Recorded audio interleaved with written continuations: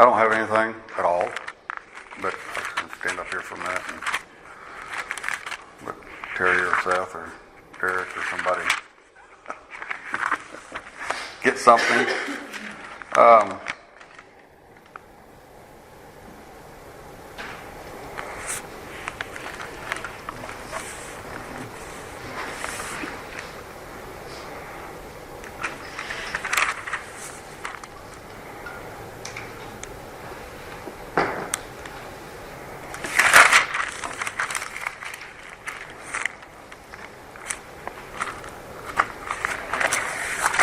Let me go back into Matthew and I'll read just a little bit.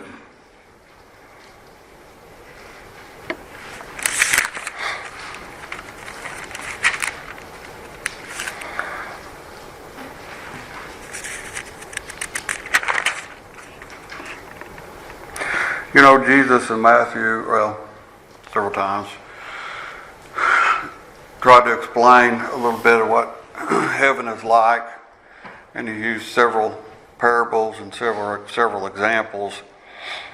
Some I can kind of understand, some I understand, but kind of don't understand why. You know, it's put in some ways, but wasn't given to me at that time or moment now or anything to understand all of it. So, and I understand that. I think we all understand that. But, you know, he talks about, which we understand, you know, his people. And he says somewhere, I can't remember where, I read it the other day, but, you know, we're not going to know the time or the place. If we did, everybody'd be ready. Be two women at the well, and one will be gone and one will stay. Be men in the field, one will be there and one will be gone.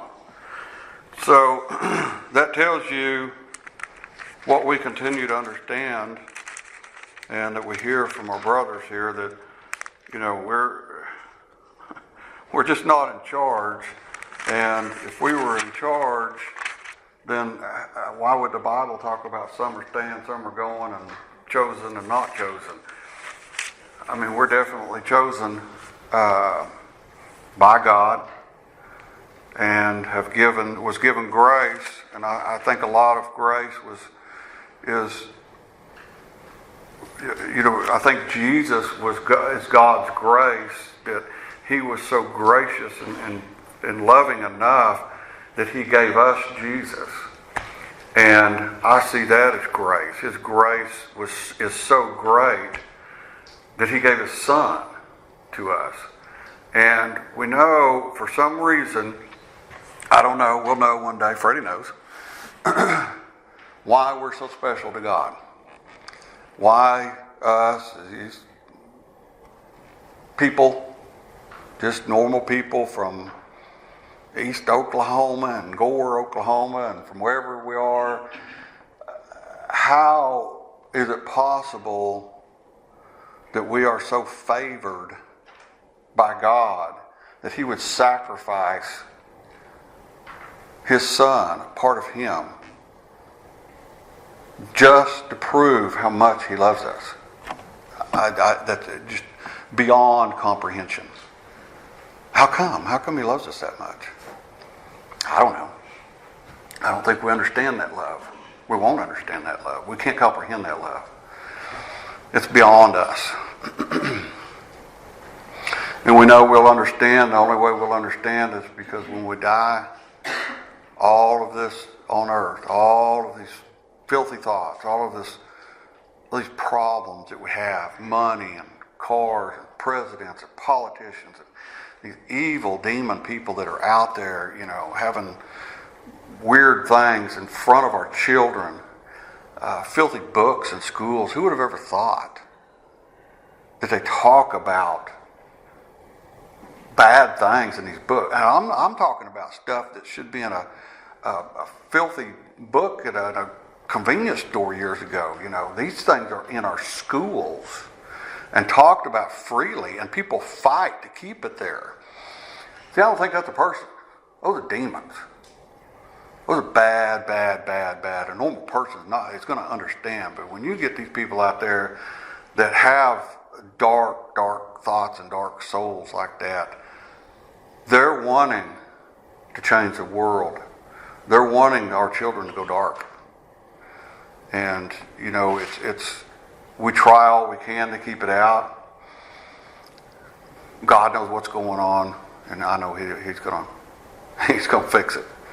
And there's going to be it's going to be a hot eternity for a lot of folks out there.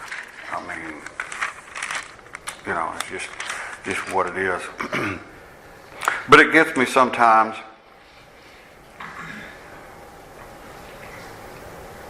But anyway, I'll just read real quick. I don't want to get off into or take up any time from somebody. Let's look in 13:10.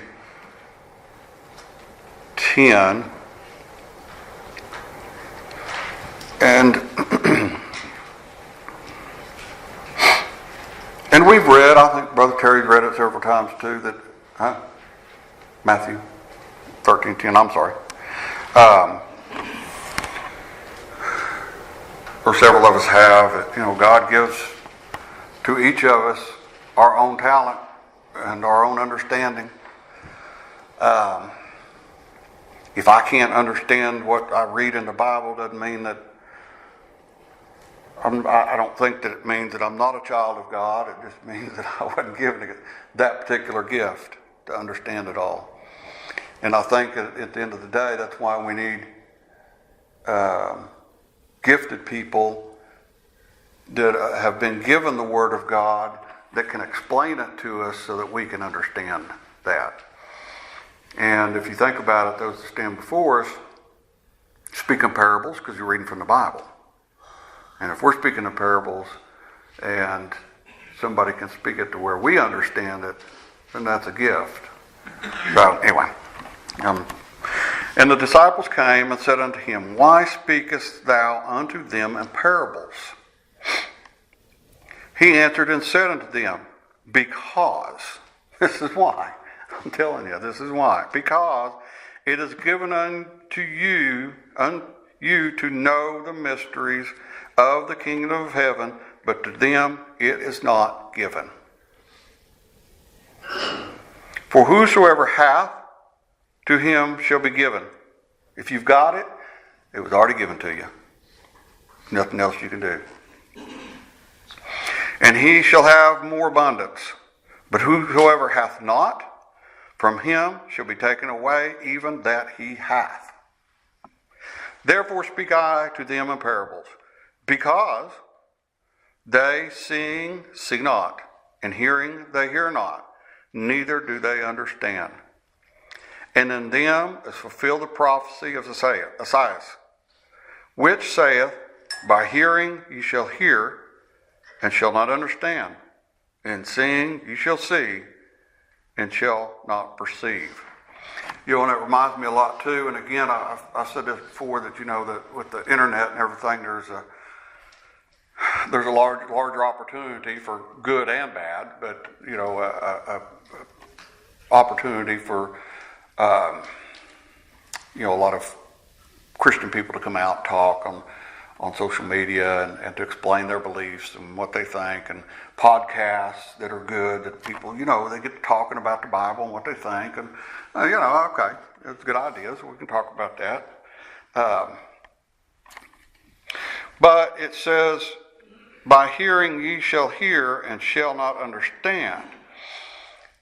And I think about these people and these mega churches, what's his name down in Houston or whatever, and these people these tens of thousands of people get so excited, and the man is just up there rambling.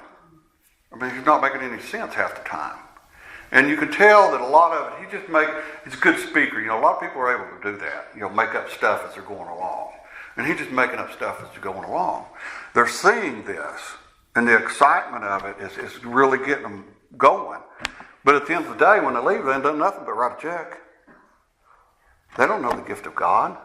They weren't given any kind of message by somebody that doesn't even know what a message is. And they're sneaky. They know the Bible. There's no doubt about it. I mean, those kind of people memorize the Bible. They can't be tripped up like that. But again, we understand that. So, a lot of times, and in my understanding, and we can read this, each of us can read these things and see or understand something different. But by hearing you shall hear and shall not understand, and seeing you shall see and shall not perceive. You're just not given something. You're not given the ability to understand what's going on around you. For this people's heart is waxed gross, and their ears are dull of hearing, and their eyes they have closed, lest at any time they should see with their eyes and hear with their ears, and should understand with their heart, and should be converted, and I should heal them. But blessed are your eyes, for they see, and your ears, for they hear. Jesus gave his disciples